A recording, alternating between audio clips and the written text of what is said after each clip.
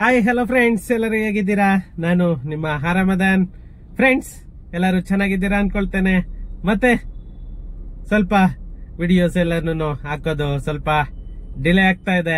ಮತ್ತೆ ನೀವು ಸಪೋರ್ಟ್ ಮಾಡೋದು ಕೂಡ ತುಂಬಾ ಕಡಿಮೆ ಆಗ್ತಾ ಇದೆ. ಯಾಕಂತಂದ್ರೆ ದಿನೇ ದಿನೇ ನನ್ನ ಸಬ್ಸ್ಕ್ರೈಬರ್ ಕೂಡ ಕಡಿಮೆ ಆಗ್ತಾ ಇದ್ದಾರೆ. ನಿಮ್ಮ ಸಪೋರ್ಟ್, ನಿಮ್ಮ ಅಭಿಮಾನ ಇರಲೇಬೇಕು. ಇಲ್ಲ ಅಂತಂದ್ರೆ ನಾವು ಕೂಡ ಡಿಮೋಟಿವ್ ಆಗ್ಬಿಡ್ತೀವಿ. ಅದರಿಂದ ಪ್ರತಿಯೊಬ್ರು ಕೂಡ ನನ್ನ ವಿಡಿಯೋಸ್ ಅನ್ನ ಶೇರ್ ಮಾಡೋ ಮುಖಾಂತರ ನನ್ಗೆ ಸಪೋರ್ಟ್ ಮಾಡಿ ಅಂತ ಹೇಳ್ತಾ, ಫ್ರೆಂಡ್ಸ್, ಇವತ್ತು ಒಂದು ರೆವೆನ್ಯೂ ನಲ್ಲಿ ಒಂದು ತುಂಬಾನೇ ಮುಖ್ಯವಾದ ವಿಷಯ ಇದೆ. ಏನಂತ ಅಂದ್ರೆ, ಇವತ್ತು ಎಷ್ಟೋ ಜನ ಪ್ರಾಪರ್ಟಿ ಕೇಸ್ ಹಾಕಿ ಕೂತಿರ್ತಾರೆ. ಅವರಿಗೆ ಸುಮಾರು 10 ವರ್ಷ 15 ವರ್ಷ ಆದ್ರೂ ಕೂಡ ಅವರಿಗೆ ಯಾವುದೇ ಒಂದು ಮುಕ್ತಿ ಅನ್ನೋದು ಸಿಕ್ಕಿರಲ್ಲ. ಅದಕ್ಕೆ ನಮ್ಮ ಕರ್ನಾಟಕ ಸರ್ಕಾರ ಒಂದು ತುಂಬಾನೇ ಮುಖ್ಯವಾದಂತಹ ಒಂದು ತಿದ್ದುಪಡಿಯನ್ನ ತಂದಿದೆ. ಅದನ್ನೇನೆ ಈ ವಿಡಿಯೋದಲ್ಲಿ ನಾವು ಅದರ ಬಗ್ಗೆ ಪೂರ್ಣವಾಗಿ ತಿಳ್ಕೊಳ್ಳೋಣ. ಏನಂತ ಅಂದ್ರೆ, ನಮ್ಮ ಕಾನೂನು ಸಚಿವರು HK ಪಾಟೀಲ್ ಸಾಹೇಬ್ರು ಏನಿದ್ದಾರೆ ಅದನ್ನ ಒಂದು ರೀತಿಯಲ್ಲಿ ಜನಗಳ ಬಗ್ಗೆ ಯೋಚನೆ ಮಾಡೇನೇನೆ ಇದು ನಮ್ಮ CM ಸಾಹೇಬ್ರಾಗ್ಬೋದು, ಅಥವಾ ನಮ್ಮ DCM ಸಾಹೇಬ್ರಾಗ್ಬೋದು, ಅಥವಾ ನಮ್ಮ ಕಾನೂನು ಸಚಿವರಾಗ್ಬೋದು, ಎಲ್ಲಾನು ಇದ್ ಮಾಡ್ಕೊಂಡು ಈ ಸಿವಿಲ್ ಕೋರ್ಟ್ಗಳಲ್ಲಿ ಯಾವ್ಯಾವ್ದು ದಾಖಲಾಗಿದೆ, ಈ ಪ್ರಕರಣಗಳ ವಿಳಂಬಕ್ಕೆ ಒಂದು ಮುಕ್ತಿ ನೀಡಬೇಕು ಅನ್ನೋ ಒಂದು ತಿದ್ದುಪಡಿಯನ್ನ ಇಮ್ಮಿಡಿಯೇಟ್ ಜಾರಿಗೆ ತರ್ತಾ ಇದ್ದಾರೆ. ಯಾಕಂತ ಅಂದ್ರೆ, ಈ ಸಿವಿಲ್ ಕೋರ್ಟ್ ಅಲ್ಲಿ ಏನು ಇತ್ತು ಆ ಪ್ರಕರಣಗಳೆಲ್ಲಾನು ಸುಮಾರು ವರ್ಷಗಳಿಂದ ಅದು ಡಿಲೇ ಆಗ್ತಾನೆ ಇದೆ. ಯಾಕಂತಂದ್ರೆ ಆ ಯಾವುದೇ ಒಂದು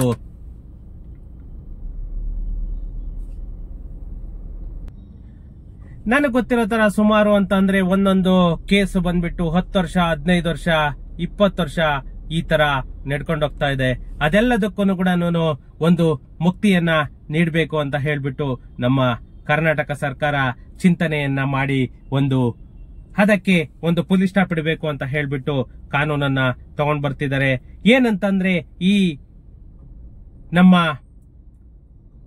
ರೆವೆನ್ಯೂ ಸಿವಿಲ್ ಕೇಸಸ್ ಏನಿತ್ತು ಅದಕ್ಕೆ ಯಾವುದೇ ಕೇಸ್ ಇದ್ರೂ ಕೂಡ ಅದನ್ನ 24 ತಿಂಗಳ ಒಳಗಡೆ ಅದಕ್ಕೆ ಮುಕ್ತಿಯನ್ನ ಕೊಡಬೇಕು. ಯಾವುದೇ ಕೇಸ್ ಆಗಿರ್ಲಿ, ಸಿವಿಲ್ ಅಲ್ಲಿ ಯಾವುದೇ ಇದ್ರೂ ಕೂಡ 24 ತಿಂಗಳ ಒಳಗಾಗಿ ಅದಕ್ಕೆ ಮುಕ್ತಿಯನ್ನ ನೀಡಬೇಕು ಅಂತ ಹೇಳ್ಬಿಟ್ಟು ಈ ಕಾನೂನನ್ನ ಜಾರಿಗೆ ತರ್ತಾ ಇದ್ದಾರೆ. ಅದು ಏನು ಅಂತಂದೇಳಿ ನೋಡೋಣ.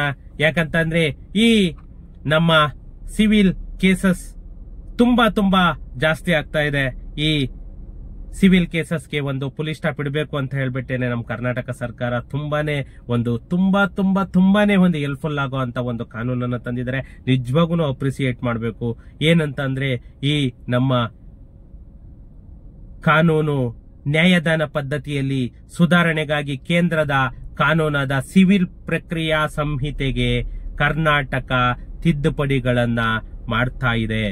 ಏನು ಈ ಕೇಂದ್ರದ ಕಾನೂನಾದ ಸಿವಿಲ್ ಪ್ರಕ್ರಿಯಾ ಸಂಹಿತೆ CPC ಅಂತ ಏನ್ ಹೇಳ್ತೀವಿ, ಅದನ್ನ ತಿದ್ದುಪಡಿಯನ್ನ ಮಾಡ್ತಾ ಇದ್ದಾರೆ. ಈ ತಿದ್ದುಪಡಿಗಳು ರಾಷ್ಟ್ರದ ಕಾನೂನಿನಲ್ಲಿ ರಾಜ್ಯ ವ್ಯಾಪ್ತಿಯಲ್ಲಿ ಜಾರಿಗೆ ಬರುತ್ತೆ.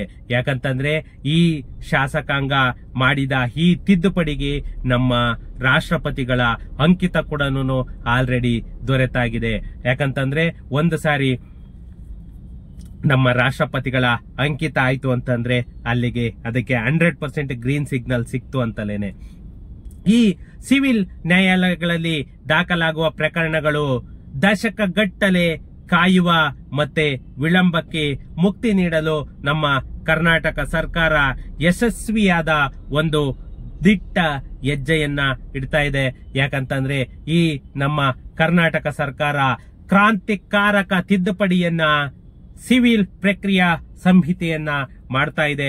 ಈ ತಿದ್ದುಪಡಿಗೆ ನಮ್ಮ ರಾಷ್ಟ್ರಪತಿಗಳ ಅಂಕಿತ ಕೂಡ ನೀಡಿದ್ದಾರೆ. ಇದು ನಿಜವಾಗೂ ಒಂದು ಖುಷಿ ಪಡೋ ಅಂತ ವಿಷಯನೇ. ಈ ಐತಿಹಾಸಿಕ ತಿದ್ದುಪಡಿ ರಾಷ್ಟ್ರದಲ್ಲಿಯೇ ನಮ್ಮ ಕರ್ನಾಟಕ ಸರ್ಕಾರ ಮೊದಲು ಇದು ನಮ್ಮ ಕರ್ನಾಟಕ ಸರ್ಕಾರದ ಹೆಮ್ಮೆ.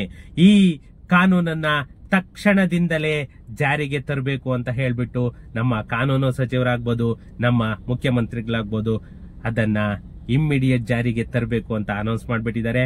ನಮ್ಮ ಶಾಸಕಾಂಗ ಮಾಡಿದ ಈ ತಿದ್ದುಪಡಿಯ ಮುಖಾಂತರ ಪ್ರತಿಯೊಂದು ಸಿವಿಲ್ ಪ್ರಕರಣಗಳು ಕೂಡ ರಾಜಿ ಸಂಧಾನದ ಮೂಲಕ ಬಗೆಹರಿಸಲು ಕಡ್ಡಾಯವಾದ ಒಂದು ಪ್ರಯತ್ನವನ್ನ ಮಾಡಲೇಬೇಕು. 2 ತಿಂಗಳ ಒಳಗಾಗಿ ರಾಜಿ ಸಂಧಾನ ಮಾಡಿ ಅದನ್ನ ಒಂದು ತಾರ್ಕಿಕವಾಗಿ ಅದಕ್ಕೆ ಅಂತ್ಯವನ್ನ ಹಾಡಬೇಕು. ಯಾಕಂತಂದ್ರೆ ಅದು ನೆಕ್ಸ್ಟ್ ಇಯರಿಂಗ್ಗೆ ಅದು ಹೋಗ್ಬಾರ್ದು. ಇಸ್ ಪಾಸಿಬಿಲಿಟಿ ಇಸ್ ದೇರ್, ಈ ಗೋ ಫಾರ್ ಕಾಂಪ್ರಮೈಸ್. ಯಾಕಂದ್ರೆ ಅವರು ಮ್ಯೂಚುವಲಿ ಏನಾದ್ರು ಒಪ್ಕೊಂಡ್ರು ಅಂತಂದ್ರೆ 2 ತಿಂಗಳ ಒಳಗೆ ಅದನ್ನ ಇಯರಿಂಗ್ ಸ್ಟಾರ್ಟ್ ಆಗೋದಕ್ಕೂ ಮುಂಚೆನೇನೆ ಅದನ್ನ ಟೆಂಪರರಿ ಅದಕ್ಕೆ ಒಂದು ಫುಲ್ ಸ್ಟಾಪ್ ಇಟ್ಬಿಡ್ಬೇಕು ಅನ್ನೋದು ನಮ್ಮ ಕರ್ನಾಟಕ ಸರ್ಕಾರದ ಧ್ಯೇಯ. ಯಾಕಂದ್ರೆ ಅದೇನಾದ್ರೂ ಕಾಂಪ್ರಮೈಸ್ ಅನ್ನೋದು ಸಾಧ್ಯವಾಗದೆ ಹೋದರೆ ಅದನ್ನ ನ್ಯಾಯಾಲಯದ ಪ್ರಕರಣದ ವಿಚಾರಣೆಗೆ ಕೈಗೆತ್ತಿಕೊಳ್ಳಬೇಕು. ಒಂದು ವೇಳೆ ಅದು ಏನಾದ್ರೂ ಸಕ್ಸಸ್ ಆಯ್ತು ಅಂತಂದ್ರೆ 2 months ಅಲ್ಲೇನೆ ಅದು ಕೇಸ್ ಅನ್ನೋದು ಕ್ಲೋಸ್ ಆಗೋಗುತ್ತೆ. ಯಾಕಂದ್ರೆ ನಮ್ಮ ಸರ್ಕಾರ ಪ್ರತಿಯೊಂದು ಸಿವಿಲ್ ಕೇಸಸ್ ಕೂಡ ಒಂದು ಫುಲ್ ಸ್ಟಾಪ್ ಇಡಬೇಕು ಅನ್ನೋದು ಅವರ ಧ್ಯೇಯ ಆಗಿರೋದು. ಯಾಕಂದ್ರೆ ಒಂದು ಈ ಕಾಂಪ್ರಮೈಸ್ ಏನಾದ್ರೂ ಆಗಿಲ್ಲ ಅಂತಂದ್ರೆ ನೆಕ್ಸ್ಟ್ ಪ್ರಕರಣವನ್ನ ಕೈಗೆತ್ತಿಕೊಂಡು ಶಾಸನಾತ್ಮಕ ಅವಕಾಶ ದೊರೆತಿರುವುದು ಕಕ್ಷಿದಾರನ ಪಾಲಿಗೆ ತೆರೆದ ಭಾಗ್ಯ ಅಂತ ಹೇಳ್ಬಿಟ್ಟು ನಮ್ಮ ಕಾನೂನು ಸಚಿವರು ಅದನ್ನ ವಿವರಿಸಿದ್ದಾರೆ. ಯಾಕಂದ್ರೆ ಈ ನ್ಯಾಯಾಲಯಗಳ ಕಲಾಪದಲ್ಲಿ ವಿಳಂಬ ನಿರಾಕರಿಸುವ ಚರಿತ್ರಾರ್ಹ ಸುಧಾರಣೆಗಳು ಶಾಸನಾತ್ಮಕ ಅಂಕುಶ ಹೊಂದಿರುವ ಈ ತಿದ್ದುಪಡಿ ಪ್ರಕರಣ ದಾಖಲಾದ ದಿನಾಂಕದಿಂದ 24 ತಿಂಗಳ ಒಳಗೆ ಯಾವುದೇ ಸಿವಿಲ್ ಪ್ರಕರಣವನ್ನು ಕೂಡ ಇಟ್ಟುಕೊಳ್ಳಬಾರದು. ಅದು ಇತ್ಯರ್ಥವಾಗಿ ತಾರ್ಕಿಕ ಅಂತ್ಯ ಕಾಣುವುದಕ್ಕೆ ಸುನಿಶ್ಚಿತಗೊಳಿಸುವ ಶಾಸನವನ್ನ ಜಾರಿಗೆ ನಮ್ಮ ಕರ್ನಾಟಕ ಸರ್ಕಾರ ತಂದಿದೆ. ಈ ಪೂರ್ವಗಾಮಿ ಪ್ರಗತಿಯ ಜೊತೆ ಈ ಕಾನೂನು ನ್ಯಾಯಾಲಯಗಳಲ್ಲಿ ಆಗುವ ವಿಳಂಬಕ್ಕೆ ಇತಿಶ್ರೀಯನ್ನು ಕೂಡ ಹಾಡಬೇಕಿದೆ ನಾವು. ಯಾಕಂತಂದ್ರೆ ಯಾವುದೇ ಒಂದು ಸಿವಿಲ್ ಕೇಸ್ ಆಗ್ಬೋದು, ಅದು ಎಷ್ಟು ವರ್ಷ ಹೇಳ್ಕೊಂಡೋಗುತ್ತೆ ಅನ್ನೋದು ಯಾರಿಗೂ ಗೊತ್ತಿರಲ್ಲ. ಆದ್ರಿಂದ ಇನ್ನು 24 ತಿಂಗಳ ಒಳಗೆ ಕ್ಲಿಯರ್ ಆಗೋಗ್ಬಿಡ್ಬೇಕು. ಇನ್ನು ಮುಂದೆ ನ್ಯಾಯಾಲಯಗಳಲ್ಲಿ ವಿಳಂಬವಿಲ್ಲದೆ ಪ್ರಕರಣಗಳು ಇತ್ಯರ್ಥವಾಗಲು ಶಾಸನ ಮಾಡಲಾಗಿದೆ ಅಂತ ನಮ್ಮ HK ಪಾಟೀಲ್ ಸಾಹೇಬ್ರು ಅದನ್ನ ವಿವರಿಸಿದ್ದಾರೆ. ಈ ನ್ಯಾಯಾಲಯದಲ್ಲಿ ಪ್ರಕರಣ ದಾಖಲಾದ ದಿನದಿಂದ ಅಥವಾ ಮೊದಲ ವಿಚಾರಣೆಯ ದಿನದಂದೇ ಅಂತಿಮ ತೀರ್ಪು. ಇದಕ್ಕಿಂತ ಬೇಕಾ? ನ್ಯಾಯಾಲಯದಲ್ಲಿ ಪ್ರಕರಣ ದಾಖಲಾದ ದಿನದಂದು ಅಥವಾ ಮೊದಲ ವಿಚಾರಣೆಯ ದಿನದಂದೇ ಅಂತಿಮ ತೀರ್ಪು. ಆದೇಶದ ದಿನಾಂಕ ನಿರ್ಣಯವಾಗುವ ಅತ್ಯಂತ ಪರಿಣಾಮಕಾರಿ ಮಹತ್ವದ ಶ್ರೇಷ್ಠವಾದ ನ್ಯಾಯಾಂಗದ ಕಾರ್ಯನಿರ್ವಹಣೆಗೆ ಈ ನಮ್ಮ ಕರ್ನಾಟಕ ಸರ್ಕಾರದ ಕಾನೂನಿನ ತಿದ್ದುಪಡಿ ಉಪಯೋಗ ಆಗ್ತಾ ಇದೆ. ಯಾಕಂದ್ರೆ ಯಾವತ್ತು ಇದರದ ಈ ಕೇಸಿನ ಅಂತಿಮ ತೀರ್ಮಾನ ಅನ್ನೋ ಒಂದು ದಿನಾಂಕ ಕೂಡ ಇವರು ಅನೌನ್ಸ್ ಮಾಡ್ತಾರೆ ಅಂದ್ರೆ ಇನ್ನು ಅದಕ್ಕಿಂತ ಬೇಕಾ? ಇದೆಲ್ಲವನ್ನ ಲಾಸ್ಟ್ 2024 ಡಿಸೆಂಬರ್ ತಿಂಗಳಲ್ಲಿ ಏನು ಬೆಳಗಾವಿಯಲ್ಲಿ ಅಧಿವೇಶನ ನಡೀತು, ಆ ಅಧಿವೇಶನ ಮತ್ತೆ 18-12-2024 ವಿಧಾನಸಭೆ ವಿಧಾನ ಪರಿಷತ್ತಿನಲ್ಲಿ ಈ ಕಾನೂನನ್ನ ಅಂಗೀಕಾರ ಕೂಡ ಮಾಡ್ತು. ಮತ್ತೆ ಈ ನಮ್ಮ ರಾಜ್ಯಪಾಲರಿಗೆ ಅಂಕಿತ ಹಾಕೋದಕ್ಕೂ ಕೂಡ ಇದನ್ನ ಕಳ್ಸಾಯ್ತು. ಯಾಕಂತಂದ್ರೆ ಈ ರಾಜ್ಯಪಾಲರ ಅಂಕಿತವನ್ನ ಸಂವಿಧಾನದ ಅನುಚ್ಛೇದ 200 ಮತ್ತು 254 ಅಡಿಯಲ್ಲಿ ರಾಷ್ಟ್ರಪತಿಯವರ ಅಂಕಿತಕ್ಕೆ ಕಾಯ್ದಿರಿಸಿದ್ದರು. ಇದು ಏನು ಈ ಕಾನೂನು ತಿದ್ದುಪಡಿ ಆಗ್ತಾ ಇದೆ ಅದನ್ನ ರಾಷ್ಟ್ರಪತಿಯವರ ಅಂಕಿತಕ್ಕೋಸ್ಕರ ಅದನ್ನ ಇಲ್ಲಿವರೆಗೂ ಡಿಸೆಂಬರ್ ಇಂದ ಇಲ್ಲಿವರೆಗೂ ಕಾಯ್ದಿರಿಸಿದ್ರು. ಇದಕ್ಕೆ 19ನೇ ತಾರೀಕು ಮೊನ್ನೆ 19ನೇ ತಾರೀಕು ಅಂಕಿತ ಕೂಡ ದೊರೆತಿದೆ. ಇನ್ನು ಲಿಖಿತ ಹೇಳಿಕೆ, ಸಾಕ್ಷ್ಯ ಸಂಗ್ರಹ ಎಲ್ಲದಕ್ಕೂ ಕಾಲಮಿತಿಯನ್ನ ನೀಡಲು ಈ ಶಾಸನ ಉಪಯೋಗ ಆಗ್ತಾ ಇದೆ. ಯಾಕಂದ್ರೆ ಇಷ್ಟನೇ ತಾರೀಕು ಎವಿಡೆನ್ಸು, ಇಷ್ಟನೇ ತಾರೀಕು ಆರ್ಗ್ಯುಮೆಂಟು, ಇಷ್ಟನೇ ತಾರೀಕು ಆರ್ಡರ್, ಪ್ರತಿಯೊಂದು ಅನೌನ್ಸ್ ಆಗೋಗುತ್ತೆ. ನಿಜವಾಗೂ ಈ ತರ ಆಯ್ತು ಅಂತಂದ್ರೆ ಯಾವುದೇ ಪ್ರಾಪರ್ಟಿಗಳನ್ನು ಕೂಡ ಕೇಸ್ ಅನ್ನೋದು ಇರಲ್ಲ. ಎಷ್ಟೇ ಪ್ರಾಪರ್ಟಿ ಕೇಸ್ ಇದ್ರೂ ಕೂಡ ಕ್ಲಿಯರ್ ಮಾಡ್ಕೊಳ್ಬಹುದು. ಯಾವುದೇ ಹಂತದಲ್ಲಿ 1 ತಿಂಗಳ ಒಳಗಾಗಿ ಕೇವಲ 3 ಮುಂದೂಡಿಕೆ ಅಥವಾ 3 ದಿನಾಂಕಗಳ ಅವಕಾಶ ಮಾತ್ರ ಕಲ್ಪಿಸಲಾಗುತ್ತದೆ. ಒಂದು ಕೇಸಲ್ಲಿ ಫಸ್ಟ್ ಏನೋ ಪೋಸ್ಟ್ಮನ್ ಮಾಡ್ಕೊಂಡು ಹೋಗ್ತಾ ಇದ್ರು ಎದುರು ಪ್ರತಿವಾದಿ ಲಾಯರ್ಸು, ಅದೆಲ್ಲಕ್ಕೂ ಕೂಡ ಇಲ್ಲಿ ಪುಲಿ ಸ್ಟಾಪ್ ಬೀಳ್ತಾ ಇದೆ. ನೋಡಿ, ಯಾವುದೇ ಹಂತದಲ್ಲಿ 1 ತಿಂಗಳ ಒಳಗೆ ಕೇವಲ 3 ಮುಂದೂಡಿಕೆ ಅಂದ್ರೆ 3 ಸಾರಿ ಪೋಸ್ಟ್ಮನ್ ಮಾಡಿಕೊಂಡು ಅಥವಾ 3 ದಿನಾಂಕಗಳ ಕಾಲಾವಕಾಶವನ್ನ ಮಾತ್ರನೇನೆ ಪ್ರತಿಯೊಬ್ಬರಿಗೂ ಕೊಡ್ತಾ ಇರೋದು. ಯಾವುದೇ ಆಗ್ಬೋದು, ಒಂದು ರೆಸ್ಪಾಂಡೆಂಟ್ ಆಗ್ಬೋದು, ಪೆಟಿಷನರ್ ಆಗ್ಬೋದು, ಯಾರಿಗೇ ಆಗ್ಲಿ ಅಷ್ಟೇನೇನೆ ಓನ್ಲಿ 3 ಡೇಟ್ಸ್ ಮಾತ್ರನೇ ಕೊಡೋದು. ಅಲ್ಲಿ ಏನಾದರೂ ಅರ್ಜಿದಾರ ಅಥವಾ ಪ್ರತಿವಾದಿ ಈ ಅವಕಾಶದಲ್ಲಿ ಸಲ್ಲಿಸದಿದ್ದರೆ ಅಂತವರ ಹೇಳಿಕೆಗಳನ್ನ ಶೂನ್ಯ ಅಂತ ಹೇಳ್ಬಿಟ್ಟು ಕೇಸನ್ನ ಡಿಸ್ಮಿಸ್ ಮಾಡಿ ಬಿಸಾಕ್ತಾರೆ. ಆತರ ಏನಾದ್ರೂ ಯಾರಾದ್ರೂ ಈವನ್ ಪೆಟಿಷನರ್ ಆಗ್ಬೋದು ಅಥವಾ ರೆಸ್ಪಾಂಡೆಂಟ್ ಆಗ್ಬೋದು, ಯಾರೇ ಆತರ ಮಾಡಿದ್ರು ಕೂಡ 3 ಡೇಟ್ಸ್ ಅಲ್ಲಿ ರೆಸ್ಪಾಂಡ್ ಮಾಡಿಲ್ಲ ಅಂತಂದ್ರೆ ಅವ್ರ ಆಪೋಸಿಟ್ ಪರವಾಗೇನೆ ಕೇಸನ್ನ ಹೊಡೆದಾಕ್ತಾರೆ. ಈ ಕಾನೂನಿನಲ್ಲಿ ಪ್ರಕರಣ ನಿರ್ವಹಣೆಯನ್ನ ಪುನರ್ವ್ಯಾಖ್ಯಾನ ಮಾಡಲಾಗುತ್ತದೆ. ಸಾಕ್ಷ್ಯಗಳ ವಿಚಾರಣೆಗಳನ್ನ ನಿಗದಿತ ದಿನಾಂಕದಂದು ಕೈಗೊಳ್ಳಲು ಮತ್ತೆ ದೈನಂದಿನ ಅಥವಾ ಸಾಪ್ತಾಹಿಕ ಆಧಾರದಲ್ಲಿ ಈ ತಿದ್ದುಪಡಿಗಳ ಅವಕಾಶವನ್ನ ತರುತ್ತದೆ.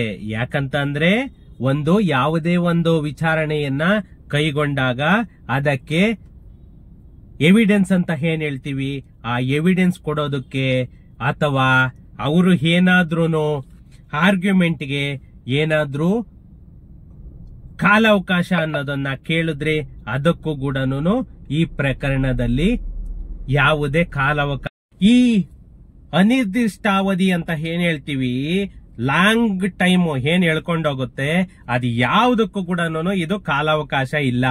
ಏನು ಡೇಟ್ ಕೊಡ್ತಾರೆ ಆ ಡೇಟ್ ಒಳಗಡೆನೇನೆ ಅಲ್ಲಿ ಆರ್ಗ್ಯುಮೆಂಟ್ ಆಗಬೇಕು, ಆ ಡೇಟಿಗೆನೆ ಅಲ್ಲಿ ಎವಿಡೆನ್ಸ್ ಆಗ್ಬೇಕು. ಆವಾಗ ಮಾತ್ರನೇನೆ ಆ ಕೇಸ್ ಅನ್ನೋದೊಂದು ನಿಲ್ಲೋದು, ಆ ಕೇಸಿಗೆ ಆರ್ಡರ್ ಅನ್ನೋದು ಆಗುತ್ತೆ.